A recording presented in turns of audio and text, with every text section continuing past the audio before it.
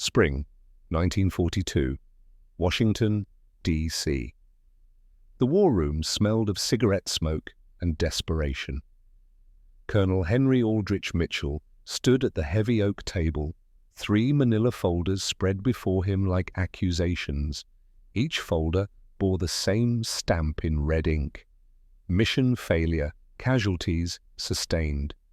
Mitchell was 45 years old, Deputy Director of Research and Development for the Office of Strategic Services, a position that existed because America had entered a new kind of war.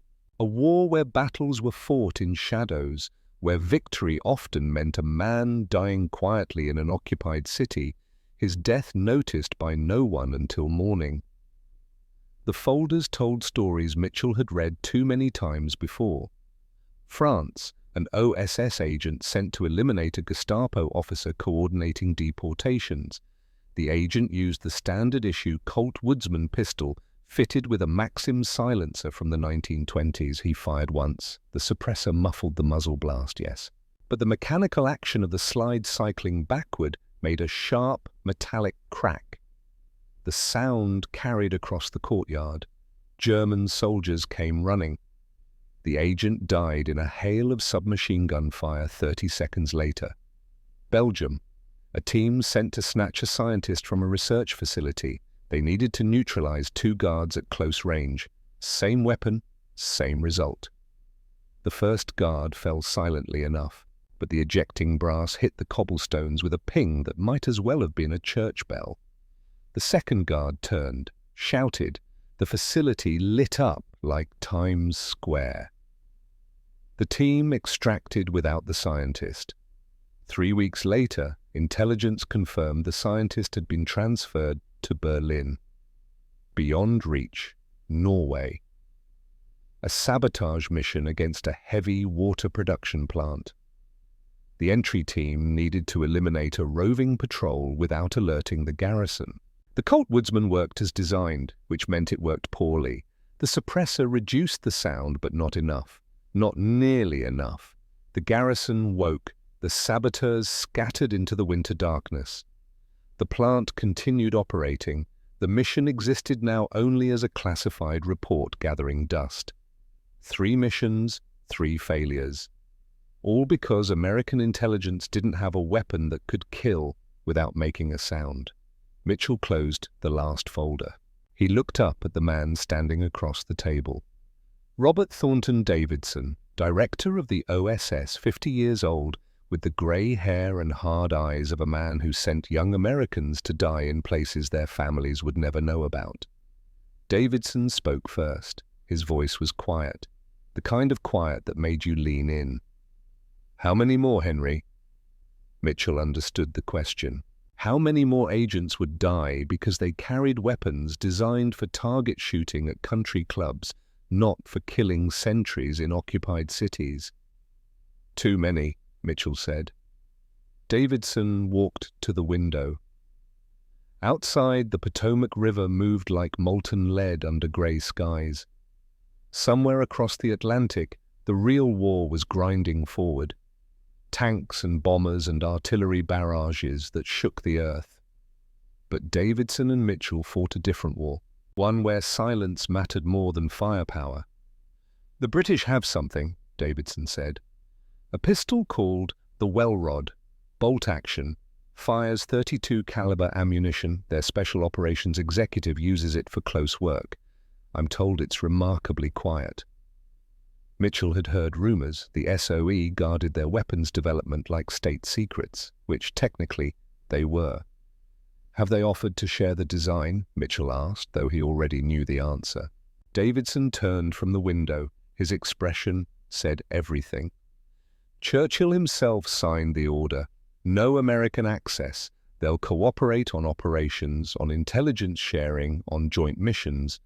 But their weapons technology stays British." There it was. The solution existed, but it existed behind a wall of Allied politics and British pride. America would have to forge its own path. Mitchell felt something shift in his chest, not anger, something colder, something useful, determination. "Then we build our own," he said. Davidson studied him for a long moment. Then he nodded once. "You have carte blanche, whatever you need, whoever you need. I'll handle the paperwork and the questions. You handle the science." Mitchell gathered the 3 folders. As he reached the door, Davidson spoke again. "Henry, our boys are dying because they're making noise in the dark. Fix that." Mitchell left without responding. There was nothing to say, only work to do. Summer descended on Connecticut with the weight of humid air and the distant thunder of industrial production. The war effort had transformed the American landscape. Factories that once made automobiles now made tanks. Textile mills now made parachutes. And in New Haven, the High Standard Manufacturing Company made pistols, target pistols specifically. The Model HD, a .22 caliber rimfire semi-automatic, favored by competitive shooters and military training programs. Precise, reliable, not designed for war, but perhaps capable of being adapted for it. Mitchell stood in the factory manager's office, watching through the window as workers assembled pistols on the production line below, hands moving with practiced efficiency, metal components becoming instruments of accuracy. Beside him, the factory manager, a man named Horace Wells, looked skeptical. "Colonel, we make sporting arms, match-grade target pistols for Olympic shooters and weekend enthusiasts. What you're describing, that's something else entirely." Mitchell didn't turn from the window.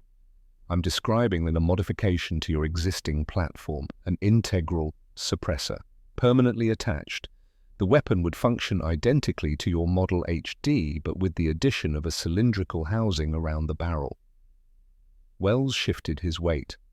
"With all respect, sir, we don't know the first thing about suppressor design. That's specialized acoustics. Engineering we've never touched." "I know," Mitchell said. You'll provide the platform. Someone else will provide the science." Wells frowned. "Who? The Ordnance Department, the National Bureau of Standards?" Mitchell turned from the window. He looked at Wells directly. "Bell Telephone Laboratories." The silence that followed had texture. You could feel it pressing against your eardrums. Wells blinked. Once, twice. Then he laughed. Not mockery. Confusion. "The telephone company, Colonel, I think there's been some misunderstanding. Bell Labs makes telecommunications equipment, switchboards and transmission lines. They don't know anything about firearms." Mitchell had expected this reaction. He'd received it already from the Ordnance Department, from the military liaison officers, from his own staff. A telephone company solving a weapons problem. The idea seemed absurd until you understood what Bell Laboratories actually did. "Mr. Wells," Mitchell said, his voice carrying the weight of absolute certainty, "Bell Labs has spent 3 decades eliminating unwanted sound from telephone conversations. They've mapped the physics of acoustic transmission across thousands of miles of copper wire. They understand sound wave behavior, frequency dampening, and noise suppression better than any organization in the world." He paused. Let that sink in. The physics of making a telephone conversation clearer and making a gunshot quieter are identical. Different applications, same fundamental science. Wells stared at him. You could see the mental gears turning, the absurdity slowly transmuting into possibility. "You're serious?" "Completely." Wells walked to his desk, sat down heavily. He pulled out a pack of Lucky Strikes, lit one, took a long drag. The smoke curled toward the ceiling fan spinning lazily overhead. "If they can actually do what you're claiming," Wells said slowly, "if they can design a suppressor that works, truly works, we can modify the HD platform, extend the frame, integrate the suppressor housing. It won't be elegant, but it'll function." Mitchell felt the second shift. The same cold determination from the war room in Washington. The pieces were aligning. "Start the preliminary designs," he said. "I'll have the suppressor specifications to you by autumn." Our Bell Telephone Laboratories occupied a sprawling complex in New Jersey, the cutting edge of American telecommunications research. where the future of long-distance communication was being invented one experiment at a time. Mitchell arrived on a Tuesday morning in late July. The heat made the asphalt shimmer. Inside the main building, the air was cooler, filled with the quiet hum of scientific work being done by people who understood that progress happened in laboratories, not on battlefields. Though sometimes, Mitchell reflected, laboratories created what made victory on battlefields possible. Dr. Edmund Hartwell met him in Conference Room 3, 38 years old. Wire-rimmed glasses, the lean build of a man who forgot to eat when he was deep in a problem. He wore a white shirt with the sleeves rolled up, a thin black tie, and the slightly distracted expression of someone whose mind operated on multiple levels simultaneously. They shook hands. Hartwell's grip was firm but brief, a man who didn't waste time on formalities. "Colonel Mitchell, I've read your preliminary brief, quite fascinating actually." Mitchell set his briefcase on the conference table. He extracted a portable recording device, the kind used for documenting field operations. "Before we discuss theory," Mitchell said, "I want you to hear something." He pressed play. The recording was from a training exercise, background noise of a shooting range, then the distinct sound of a Colt woodsman firing with a Maxim silencer attached. The muzzle blast was muffled, yes, but the mechanical cycling was sharp and clear, the slide moving backward, the spent casing ejecting, the return spring slamming everything back into battery. Snap, clack, snap. Mitchell stopped the recording. "That sound has gotten 3 of our agents killed in the last 4 months, probably more we don't know about yet." Hartwell leaned forward. His expression had changed. The distraction was gone. In its place, focus. "You need to eliminate the mechanical signature." "All of it," Mitchell confirmed. "The muzzle blast, the bullet's supersonic crack, and the mechanical action. Complete acoustic suppression." Hartwell stood. He walked to the chalkboard that covered one wall of the conference room. He picked up a piece of chalk, started writing. "Sound suppression requires addressing each source independently," he said, speaking as he wrote. "The muzzle blast comes from high-pressure propellant gases escaping the barrel at supersonic velocities. Solution, a chamber system that bleeds those gases before they exit, then cools and disperses them through staged baffles." He drew a quick schematic. "A barrel with ports along its length, a cylindrical housing surrounding it. The sonic crack is the bullet itself breaking the sound barrier. Solution, subsonic ammunition. Your point, 2-2, long rifle round already travels below the speed of sound, so that's solved." He tapped the chalk against the board. "The mechanical action is the challenge. Semi-automatic pistols function through recoil energy. The slide has to cycle to eject the spent casing and chamber the next round. That cycling creates noise, metal against metal, springs compressing and releasing." Mitchell watched Hartwell work, watched the pieces of the puzzle assembling in real time on the chalkboard. "The British well rod solves this with a bolt action," Hartwell continued. "Manual operation, no cycling, no mechanical noise, but that limits rate of fire and requires 2 hands. He turned from the board. His eyes met Mitchell's. "You want semi-automatic capability, which means we need a mechanism to lock the slide in place when maximum suppression is required." And there it was, the breakthrough, the innovation that would define the weapon. A slide lock, simple, elegant, revolutionary. "The operator could choose," Hartwell said, drawing the mechanism. "Slide unlocked for semi-automatic fire when speed matters. Slide locked for single-shot mode when silence is absolute priority. After each shot, manually cycle the slide. Slower, yes, but completely silent." Mitchell felt it again, that cold certainty, the knowledge that he was watching the moment when an idea became reality. "Can you build it?" he asked. Hartwell set down the chalk. He looked at the equations and schematics covering the board. 3 decades of acoustic engineering condensed into a weapons design. "I can design it," he said. "The suppressor itself will use a 2-chamber system. The first chamber contains zinc-plated bronze mesh wrapped around a ported barrel section. The mesh acts as a heat sink, absorbing thermal energy from the gases. The second chamber uses stacked baffles and bronze wire screens to further disperse and cool the gases before they reach the atmosphere. He paused. His mind was already 3 steps ahead, solving problems Mitchell couldn't even see yet. "There's something else," Hartwell said. "If we fill the second chamber with a dense liquid or gel before firing, we can achieve even greater suppression. Water would work, oil, even something as simple as shaving cream." Mitchell raised an eyebrow. "Shaving cream?" "The gel density allows it to absorb acoustic energy more efficiently than water. It's not permanent, it degrades with each shot, but for maximum suppression on critical operations, it could make the difference between detection and invisibility." The innovation born from telecommunications expertise applied to weapons design, a detail that would become standard OSS field procedure.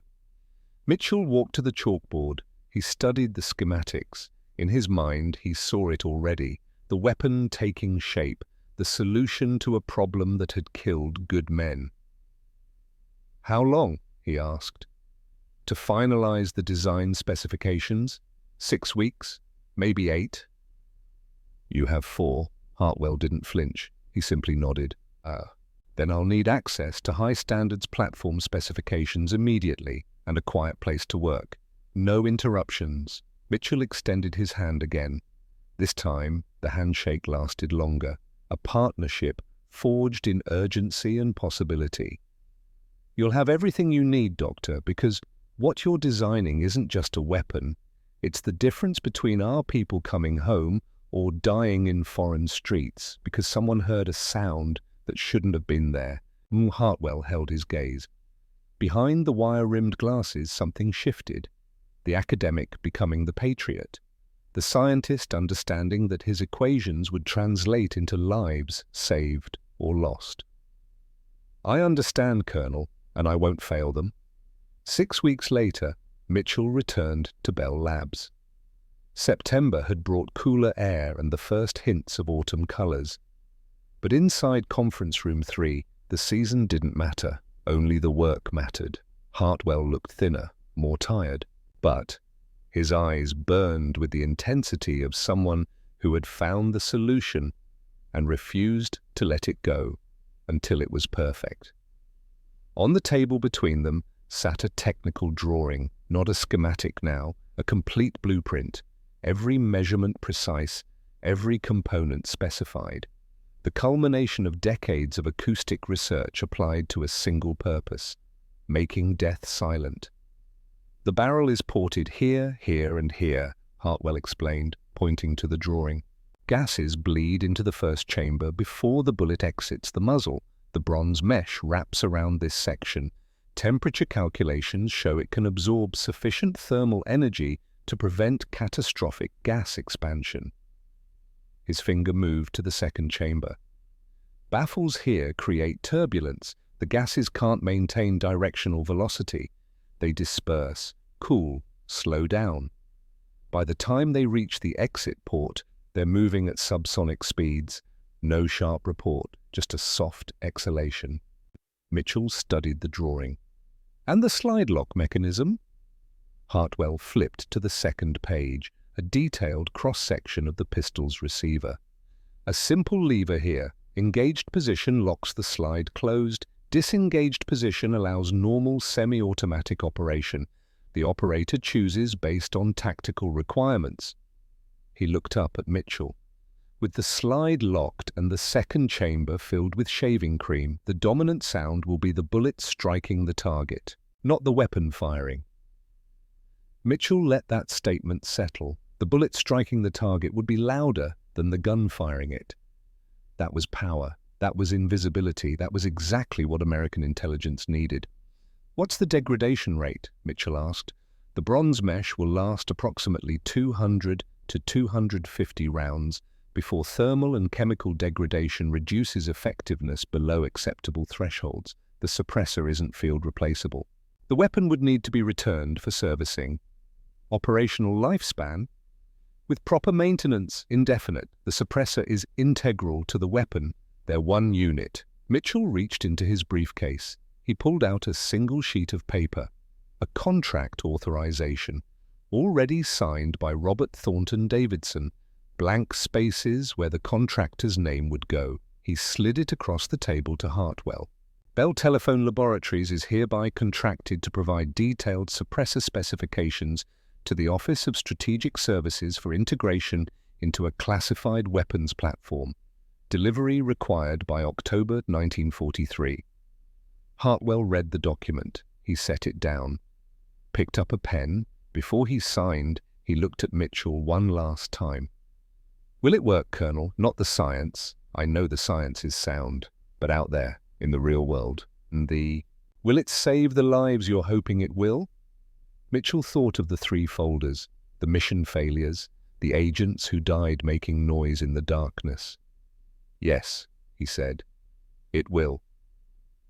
Hartwell signed. The weapon that would change covert warfare had just moved from theory to production. December 1943. New Haven, Connecticut. The first production run came off the line on a Tuesday morning when frost still clung to the factory windows. Mitchell stood in the classified assembly area, watching workers fit integral suppressors to high-standard frames. Each movement practiced, each weapon hand-inspected before being approved for delivery. Code designation on the shipping manifests, impact testing machines. Nobody asked what was being tested. In wartime, you learned not to ask questions when armed guards stood at the doors. The assembly process fascinated Mitchell. Each pistol started as a standard Model HD frame. Then the modification began. Workers installed the ported barrel, fitted the zinc-plated bronze mesh around the barrel section, attached the 2-chamber suppressor housing, tested the slide lock mechanism, verified the magazine fit, 47 ounces unloaded, 13.8 inches overall length, matte black finish. Each weapon received a serial number, HDM-0001 through HDM-2600, High Standard Model D, the designation that would become legend in intelligence circles. Horace Wells approached Mitchell on the factory floor. The skepticism from their first meeting had vanished, replaced by something like pride. "We're on schedule for full delivery by March," Wells said. 2,600 units. Quality control has been rigorous. Every weapon test fired, every suppressor verified. Mitchell picked up one of the completed pistols. The weight felt right, the balance perfect. Dr. Hartwell's acoustic science transformed into cold steel reality. "The Ordnance Department still doesn't believe this will work," Wells said quietly. "They think we're wasting resources on a telecommunications company's pipe dream." Mitchell didn't respond immediately. He sighted down the barrel, worked the slide lock mechanism, smooth, precise. "The Ordnance Department will believe it when the field reports come back," he said. "Until then, we keep working." The weapons moved through a distribution network that existed only in classified documents. Mitchell personally oversaw the logistics. Crates marked impact testing machines loaded onto trucks. Trains, ships crossing the Atlantic. European theatre received the first shipments. OSS field stations in London, Algiers, Cairo. Limited numbers went to British SOE through back-channel agreements that officially didn't exist. French resistance networks would receive them through Allied supply drops. Each weapon came with a thin manual, instructions typed on onion skin paper. Loading procedure, slide lock engagement, chamber filling technique. Effective range, 50 feet or closer. Ammunition, .22, long rifle subsonic only. Maintenance schedule, suppressor replacement after 200 to 250 rounds. And a final note, added by Mitchell himself. "This weapon saves lives by taking them silently. Use it with the understanding that your survival depends on its silence." January 1944. Area B, Maryland. The training facility occupied remote woodland in the Maryland countryside, heavily guarded, the kind of place that didn't appear on maps. Official designation, Area B, the facility that would later become Camp David, but the agents training there called it something else. The House of Horrors. The building had been constructed to simulate urban combat environments. Narrow hallways like European apartment buildings, rooms with furniture and shadows. Pop-up targets that appeared without warning, all of it designed to prepare agents for the reality of close-quarters killing.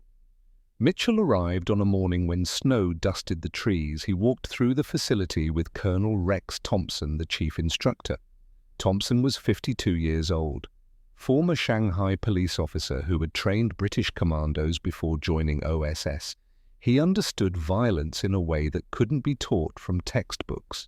The HDM requires different training protocols than conventional pistols, Thompson explained as they walked. Standard marksmanship, sight alignment, trigger control, precise aimed fire. That doesn't apply here. They entered the main training building. Inside, a dozen agents stood at firing positions. Young men, a few women, all volunteers for work that would never be acknowledged publicly.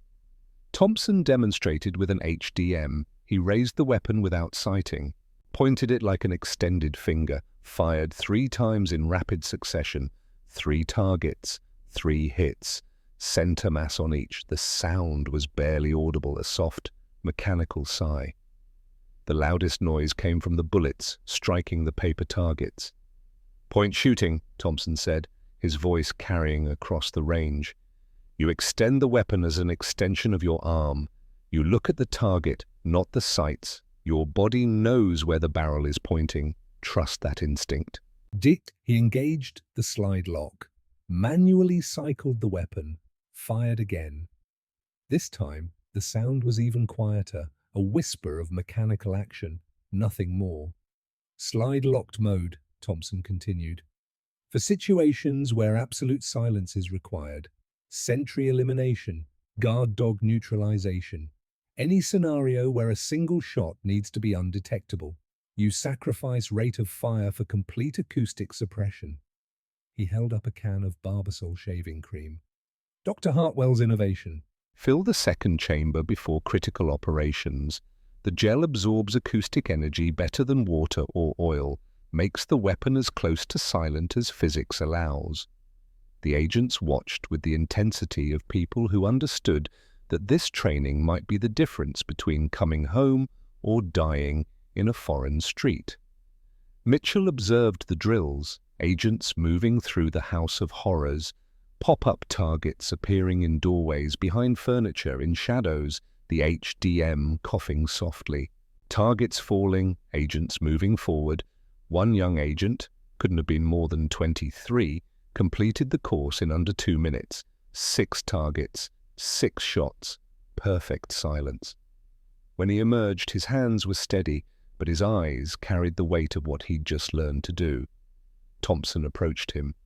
"Name?" "Harper, sir, Lieutenant James Harper." "You'll be deployed to France within the month. Jedburgh team. This weapon will keep you alive if you remember what you learned here. 50 feet or closer. Point shooting. Trust the slide lock when it matters most." Harper nodded. Mitchell saw it in the young man's face, the understanding that this wasn't training anymore. This was preparation for killing that would happen in darkness, in occupied cities, where noise meant death. By the end of January, 200 agents had completed HDM training. By February, that number doubled. The pistols were deploying to every theater where OSS operated. And then the reports started coming back. March 1944. OSS Headquarters, Washington. The letter arrived through classified channels, a thin envelope marked with codes that indicated British SOE origin. Mitchell opened it in his office, alone. The sender was E.A. Sykes, a coordinator working with Jedburgh teams, the 3-man units parachuting into occupied France to work with resistance networks. The letter was brief, direct.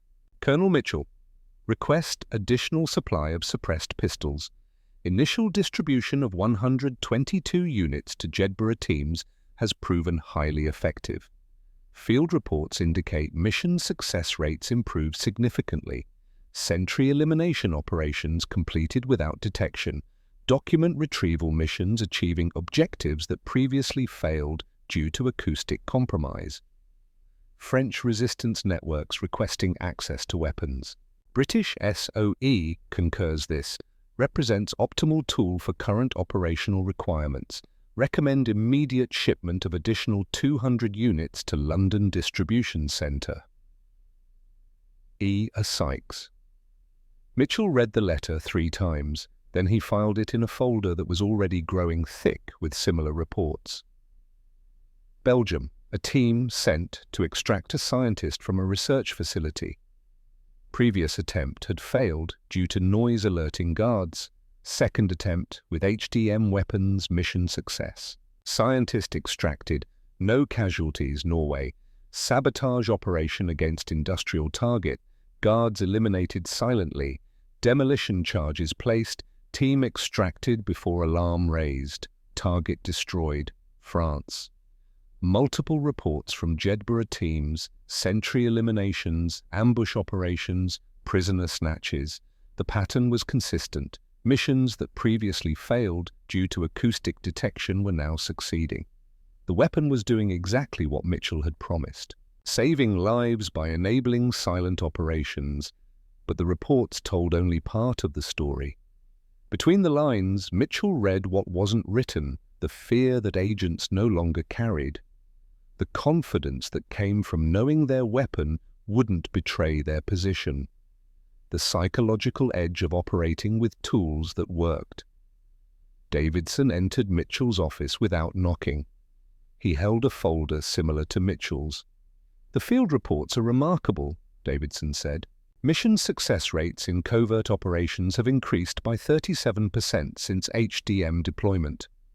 "Statistics," Mitchell said quietly. "They don't capture what it actually means." "No, they don't." Davidson sat down. He looked older. The war was aging all of them. "But they tell us the weapon works, that you were right about Bell Labs, about Hartwell, about all of it."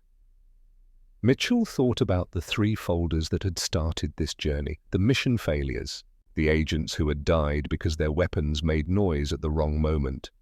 "How many lives saved?" he asked. "That's the only statistic that matters." "We'll never know the exact number," Davidson said. "The operations are classified.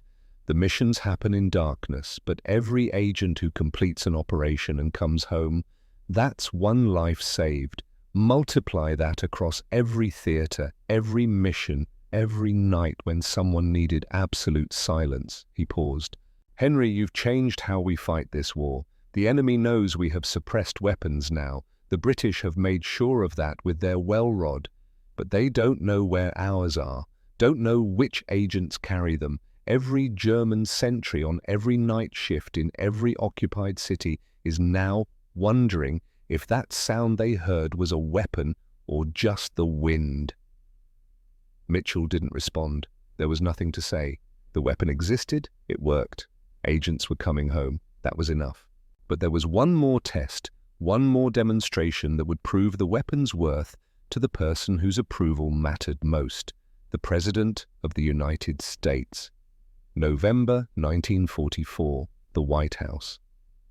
The prototype arrived in a leather case lined with green felt. Mitchell carried it himself from the OSS headquarters on E Street. No courier, no subordinate. Some things were too important to delegate. HDM-001, the first weapon off the production line, now 11 months old.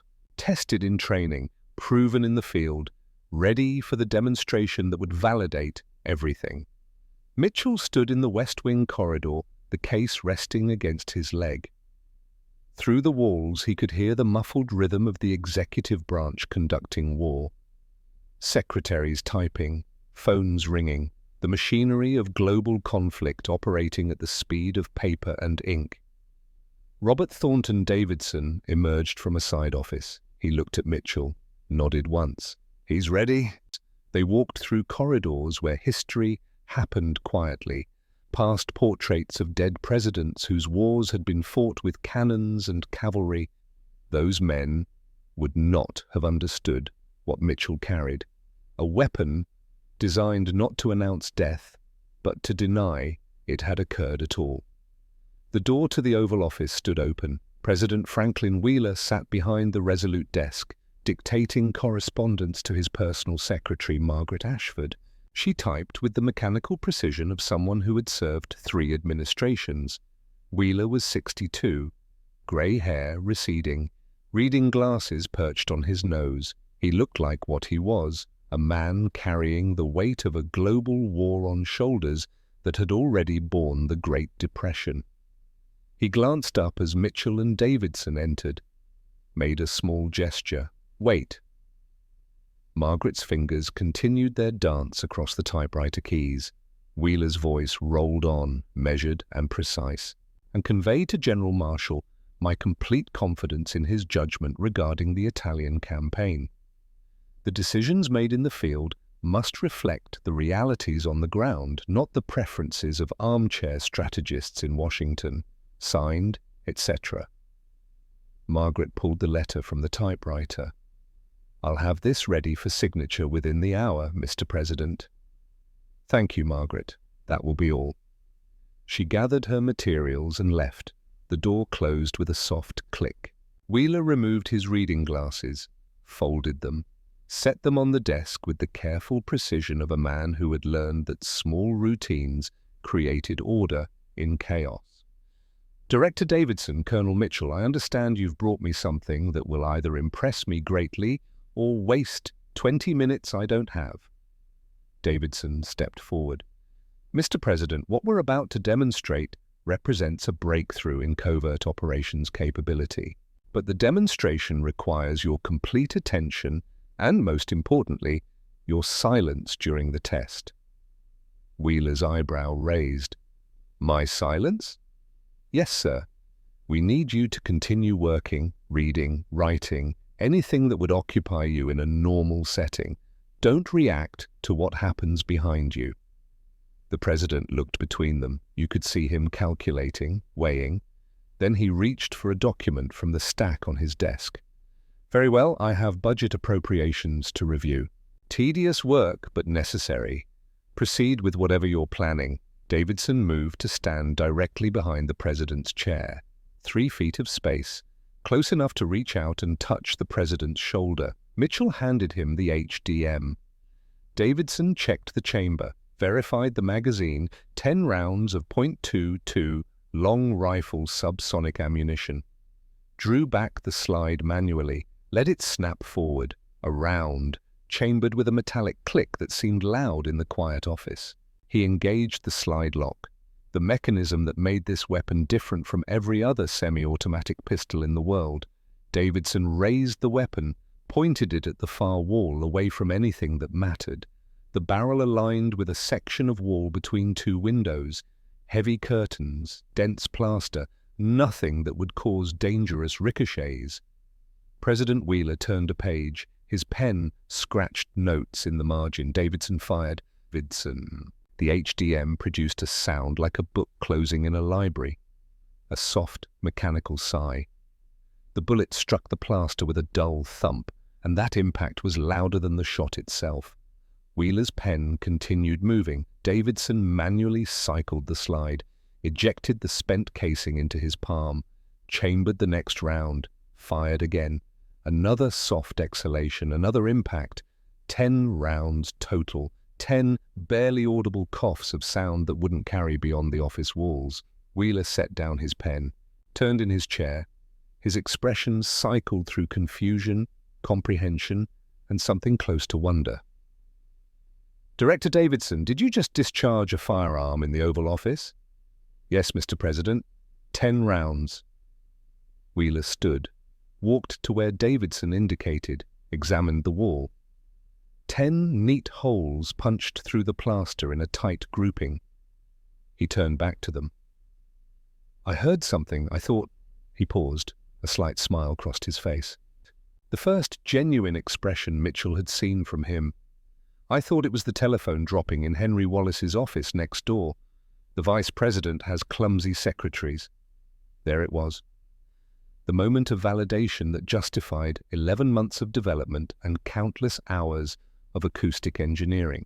If the President of the United States, sitting 3 feet away, couldn't distinguish gunfire from a dropped telephone, then the weapon had achieved something unprecedented. Wheeler extended his hand. "May I?" Davidson handed him the HDM. Wheeler examined it with the careful attention of a man who understood that details mattered. He tested the weight, sighted along the barrel, worked the slide-lock mechanism. Bell Telephone Laboratories designed the suppressor, Mitchell explained. They applied telecommunications acoustic principles to weapons development. The result is the quietest semi-automatic pistol ever produced. Wheeler looked at him. "How many of these do we have?" "Currently 2,600 units in production and deployed across all theaters." "How many lives has it saved?" The question Mitchell had been asked before. The question he still couldn't answer with numbers. "Every agent who used it and came home, Mr. President. Every mission that succeeded because no one heard a sound that would have brought the enemy running. I can't give you a number, but I can tell you that the agents we were losing because our weapons were inadequate, those deaths have stopped." Wheeler handed the weapon back to Davidson. He walked to the window. Outside, the November afternoon was fading into dusk. Somewhere across the Atlantic and the Pacific, American forces were fighting and dying. "Gentlemen," Wheeler said, his back to them, "I want regular reports on field performance, not through channels, directly to me. If this weapon is saving American lives, I want to know. If it's failing, I want to know that too." "Yes, Mr. President." They left the Oval Office with the validation they needed. Behind them, President Wheeler returned to his desk, his budget appropriations, his war. The 10 bullet holes in the wall would be plastered over by morning. The only evidence would be a classified maintenance report buried in White House records, but the weapon was real, proven, effective, and the war would soon know just how effective. 8 days later, everything nearly fell apart. November the 12th, 1944. Mitchell's morning began with a phone call that made his blood run cold. "Colonel, you need to see today's Philadelphia Inquirer, page 3. Mitchell obtained a copy within the hour. Page 3, a photograph that should never have existed. Admiral Harrison Whitfield in full uniform, his son, Lieutenant David Whitfield, standing beside him, both men smiling. The Admiral holding an HDM in proper shooting stance. The caption, "Admiral Whitfield tests new silent pistol in Hawaii." Mitchell stared at the photograph for 30 seconds, felt his jaw tighten, forced himself to breathe evenly.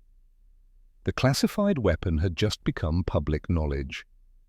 The story unfolded quickly. Admiral Whitfield had received an HDM as a gift from Davidson, a gesture of professional respect for the Admiral's support of OSS operations in the Pacific. Whitfield, delighted, had shown it to his son. They took it to a range in the hills above Pearl Harbor.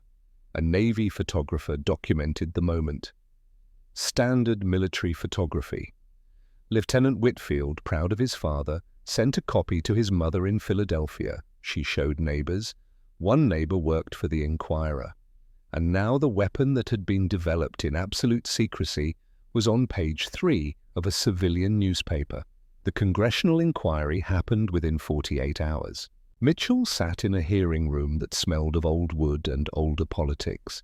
Congressmen who had never heard a shot fired in anger, demanding to know why a classified weapons program had been compromised. Mitchell kept his answers precise. Clinical, yes, the weapon existed.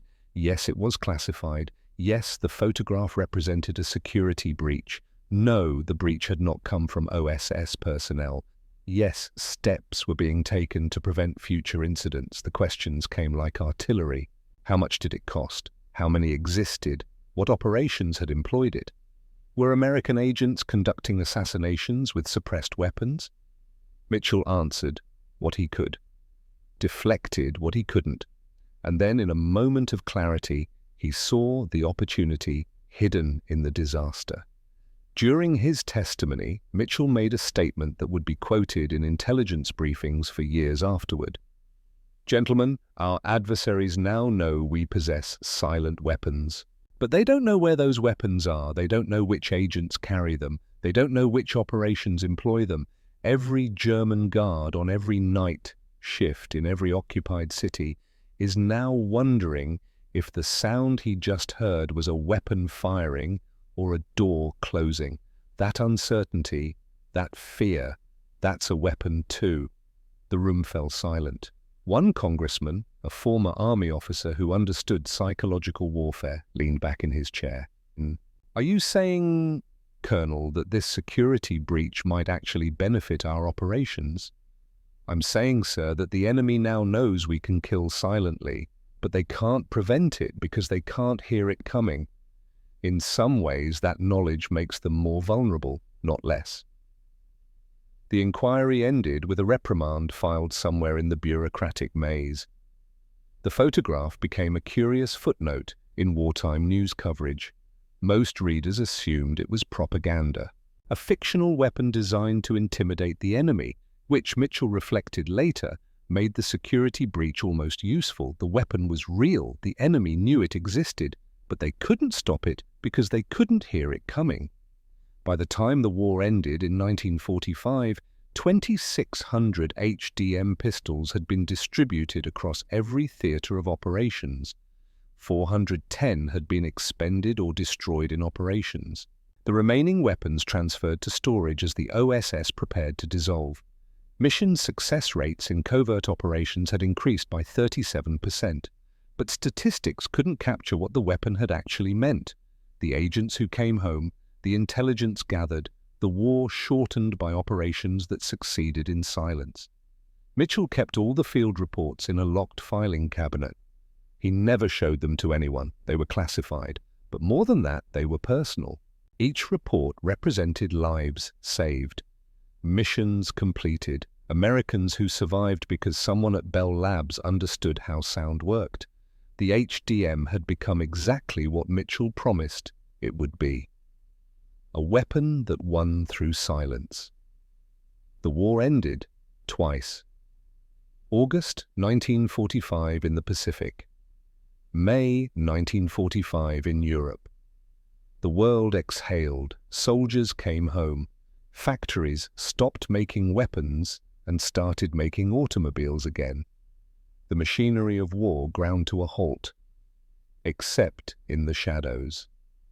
September 1947. President Harry Truman signed the National Security Act. The Office of Strategic Services dissolved. In its place, the Central Intelligence Agency, new name, same mission, the war that never ended, fought by people whose names would never appear in history books. Colonel Henry Aldrich Mitchell sat in his office on the day the OSS officially ceased to exist. He was 50 years old now, 5 years older than when he'd started this journey with 3 manila folders and a problem nobody knew how to solve.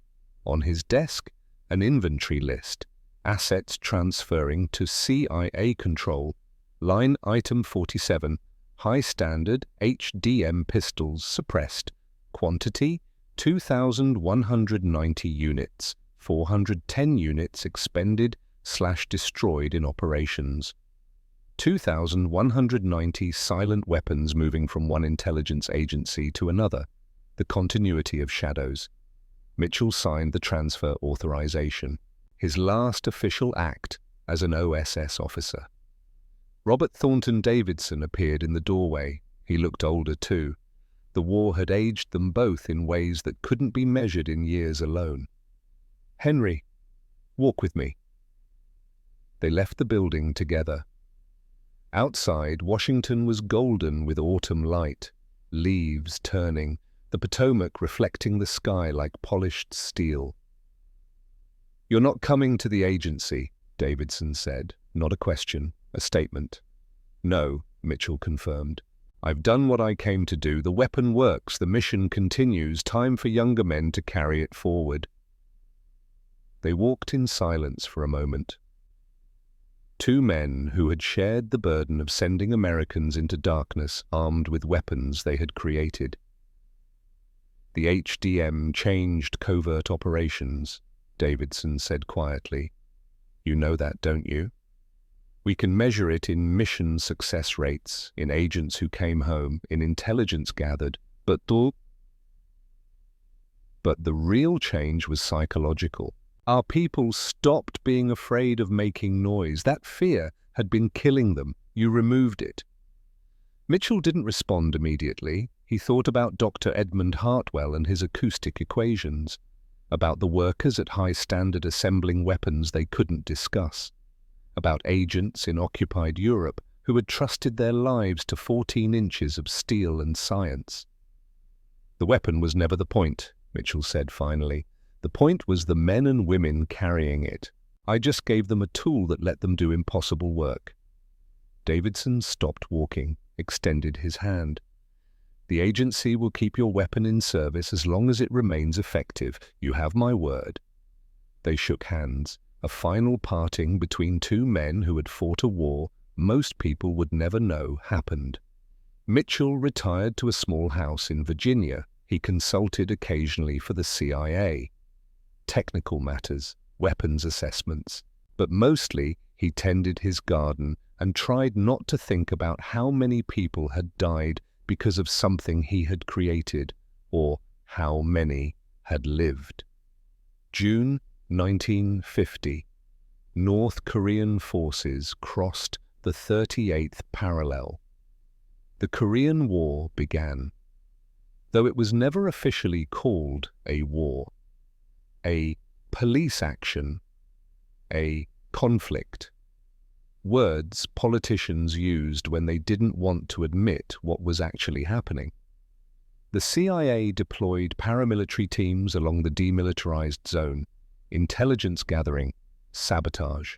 The same shadow work that had happened in Europe, now transplanted to frozen hills and rice paddies. The teams carried HDM pistols, 7 years old now, still effective, still silent. Mitchell received reports through his consulting contract. The weapon was performing exactly as designed. The bronze mesh was degrading on schedule. Suppressors were being replaced at the 200-round mark. The science held, the engineering held, the weapon held. The war ended without ending. A permanent armistice, a frozen conflict that would outlive everyone who had started it. May 1st, 1960, Soviet airspace. Captain Nathaniel Brennan flew at 70,000 feet in a U-2 reconnaissance aircraft. 33 years old, one of the most skilled pilots in the CIA's secret aviation program. His mission? Photograph Soviet military installations near Sverdlovsk. In his survival pack, one HDM pistol, serial number HDM-1847, loaded magazine, 17 years old and still functional. The SA-2 surface-to-air missile struck his aircraft at 8:53 a.m. local time. Brennan ejected, parachuted into Soviet territory, was captured within 2 hours. The Soviets found the HDM. They understood immediately what they had. The show trial happened in Moscow, August 1960. The world watched as Captain Brennan stood accused of espionage. The evidence was displayed on tables for cameras and foreign press. Among the items, the high-standard HDM pistol. Soviet prosecutors called it an assassination weapon, evidence of American plans to murder Soviet officials and scientists. They claimed 47 unexplained deaths of Soviet personnel between 1945 and 1960, all potentially attributable to suppressed American weapons.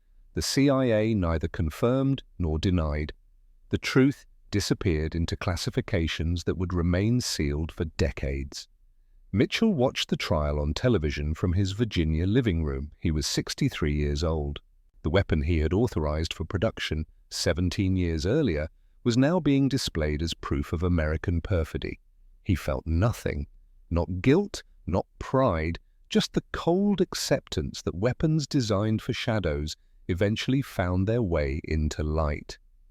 Brennan was exchanged for a Soviet spy in February 1962.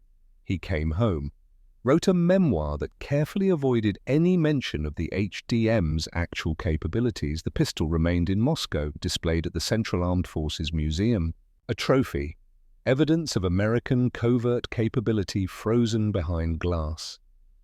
1967. Frankfurt Arsenal. Mitchell received a phone call in March, a voice he didn't recognize, young, eager, the kind of voice that belonged to someone who had never seen their designs used in actual operations. Colonel Mitchell, my name is Captain Robert Foster. I'm heading up a project at Frankfurt Arsenal to modernize the HDM suppressor. We've developed what we believe is a significant improvement over the 1943 Bell Labs design. We'd like your input before we move to field testing. Mitchell felt something cold settle in his chest. He'd seen this before. The military's obsession with making things newer without asking if newer meant better. Send me the specifications, he said. The documents arrived 3 days later. Mitchell spread them across his dining room table. He studied them for an hour. Then he picked up the phone. Captain Foster, your design is heavier, more complex, and based on my calculations, less efficient than the original.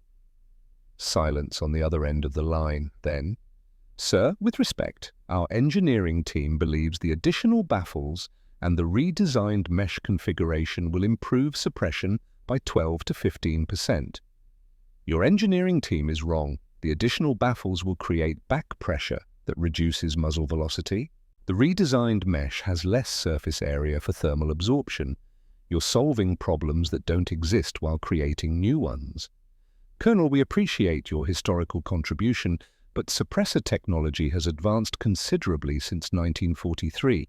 Then test it, Mitchell interrupted. Put your design in the field, compare it directly to the original, let the operators decide. Foster's tone cooled. We intend to, sir. 6 months later, the results came back. Field testing disaster. The Frankfurt Arsenal suppressor was heavier, louder. The mesh degraded faster. Operators refused to adopt it. In every measurable category, the 24-year-old Bell Labs design outperformed the modern replacement. Mitchell received the report through his CIA contact. He read it once, filed it away. He didn't feel vindicated, he felt tired. Sometimes the first solution was the only solution needed. Sometimes you couldn't improve on the work of a telecommunications engineer who had understood that sound was sound, regardless of whether it traveled through copper wire or gun barrel. Dr. Edmund Hartwell had died in 1963. Heart attack at his desk, working on telephone system improvements until the end. Mitchell had attended the funeral, had stood in the rain, and thought about how the man's greatest achievement would remain classified for decades. The Frankfurt Arsenal quietly discontinued their replacement program. The HDM remained in CIA inventory, original suppressor intact. 1982. Détente. Relations between America and the Soviet Union had thawed slightly. Cultural exchanges, scientific cooperation, small gestures that pretended the Cold War might someday end. Mitchell received an invitation, unofficial, delivered through channels that technically didn't exist. The Soviet government was hosting a delegation of retired American military officers, a goodwill tour, museums, historical sites. Mitchell was 85 years old now. His hands shook slightly when he held paper. His knees protested stares, but his mind remained sharp. He accepted the invitation. The delegation visited Moscow in November. Cold already, snow threatening. Mitchell stood in the Central Armed Forces Museum surrounded by young tour guides who spoke rehearsed English and middle-aged Soviet officers who watched the Americans with calculating eyes. The HDM was displayed in a glass case. Case number 47, Brennan's survival pistol. The placard was in Russian and English both. High standard HDM, silent assassination weapon, Captured from American spy Nathaniel Brennan, 1960, evidence of CIA covert murder program. Mitchell stood before the case for a long time, long enough that one of the Soviet officers approached. "You are interested in this weapon, Colonel Mitchell?" Mitchell glanced at the man, perhaps 50 years old, stars on his shoulder boards indicating senior rank. "I am," Mitchell said. "You know of it?" "I know something about it, yes." The Soviet officer studied him. Something in Mitchell's tone had registered, a weight, a history.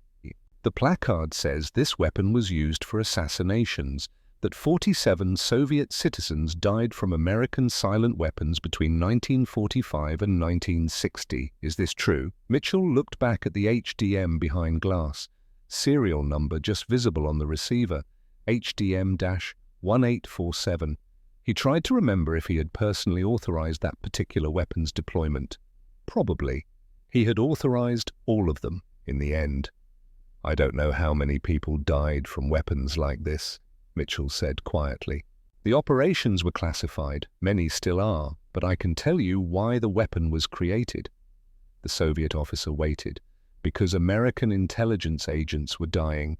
They were using inadequate weapons, making noise when they needed silence, getting killed in occupied cities because the enemy heard sounds that shouldn't have been there. This weapon, he gestured to the case, was designed to save their lives. By killing our people silently. By killing enemy combatants during wartime, yes. The Soviet officer's expression was unreadable. "Is there a difference?" Mitchell met his gaze. "Ask the men who came home to their families because this weapon worked. Ask them if there's a difference."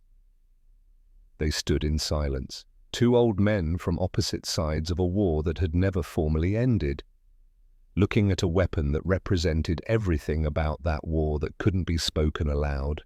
The officer nodded slowly. "Then we are not so different, Colonel." He walked away. Mitchell remained at the case, looking at HDM-1847, a weapon 39 years old, still preserved, still a testament to what desperate men could create when silence became more valuable than thunder. Present day, 2 museums, 2 stories. The Central Armed Forces Museum in Moscow still displays Brennan's HDM. The placard has been updated, less inflammatory now, more historical. American suppressed pistol circa 1943, captured during Cold War espionage operations. The Museum of the Pacific War in Fredericksburg, Texas displays Admiral Harrison Whitfield's HDM, the weapon that had sparked a security breach, with a photograph. The placard reads, "High Standard HDM. Development of this suppressed pistol by OSS represented a breakthrough in covert operations capability during World War II. On a Thursday afternoon in autumn, an elderly man visits the Texas Museum. 92 years old, he walks with a cane. His grandson accompanies him. They stop at the HDM display. The old man stares at it for a long time. His grandson reads the placard aloud, then asks, "Did you ever see one of these, Grandpa?" "Yes, Korea. My unit had 2 of them. Never heard them fire, not once, but I know they saved lives because missions that should have failed didn't." "Did you ever use one?" A pause, long enough to contain decades. "That's classified, son." They move on. The HDM remains behind glass, silent even now. In Virginia, in a cemetery where autumn leaves drift across marble headstones, Colonel Henry Aldrich Mitchell was buried in 1989. He was 92 years old. The funeral was small. Family. A few old colleagues from the CIA who remembered when it was called something else. No mention was made of the HDM in his obituary. The weapon remained classified in certain details. But in a box of his personal effects, his daughter found a letter, written years earlier, addressed to no one, perhaps to history, perhaps to himself.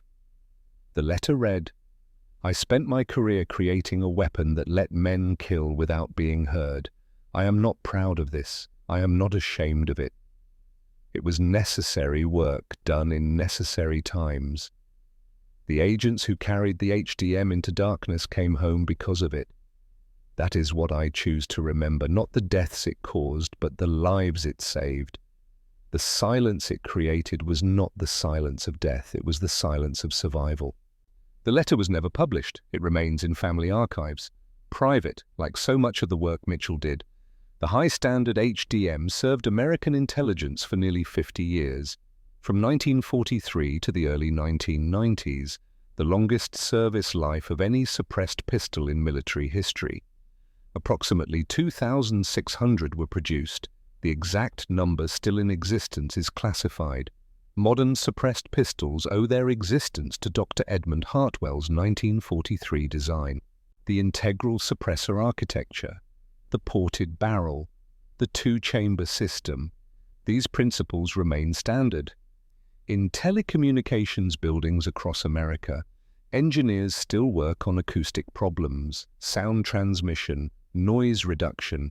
They don't know that their predecessors once applied those same principles to making death silent. That knowledge remains in classified archives, in museums where elderly men stop and remember, in letters never published. The HDM spoke through silence. Some weapons win wars by making noise that shakes the earth. This one won by making no sound at all.